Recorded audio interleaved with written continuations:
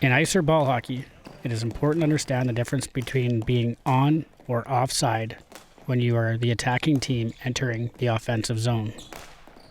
Being onside or offside occurs when you are part of the attacking team that is wanting to enter the zone of the opposition while carrying the ball. To stay onside, which is the objective, the ball must cross over the blue line in the offensive zone before any member of the attacking team. If any player's entire body on the attacking team crosses the blue line before the ball does, the whole team is deemed offside. A whistle is then blown and a face-off occurs outside of the offensive zone. This eliminates any scoring chance for the attacking team. There is a few ways a player can stay onside.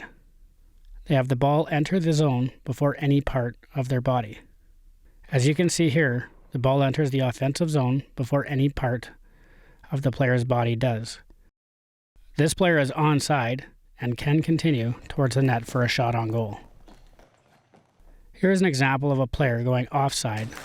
Notice that the entire body is over the blue line before the ball enters the zone. He is offside. This is a good example of a player that would have been offside but managed to get back to the blue line before the ball crosses, making himself onside again before the ball enters the offensive zone.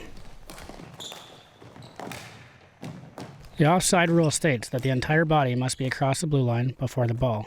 The player here accepts the ball inside the blue line with one leg on either side of the blue line.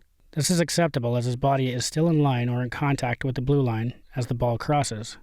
If his entire body crosses the line before the ball, then he is offside. Once a team is onside, they have full control of the offensive zone, and the defensive team must clear the ball out of the zone for everything to reset. In ice hockey, the offside is the blue line.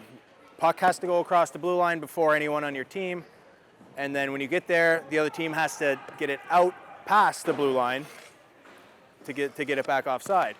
Ball hockey, it's different, because if I'm the first, if I'm attacking and I get the blue line, once I get the blue line, the whole zone opens up. This blue line now disappears, and the center red line becomes the offside line. Once a player or team enters the zone onside, they can pass the ball back to a player between the center and blue line. Here is where the biggest difference between ice hockey and ball hockey lies.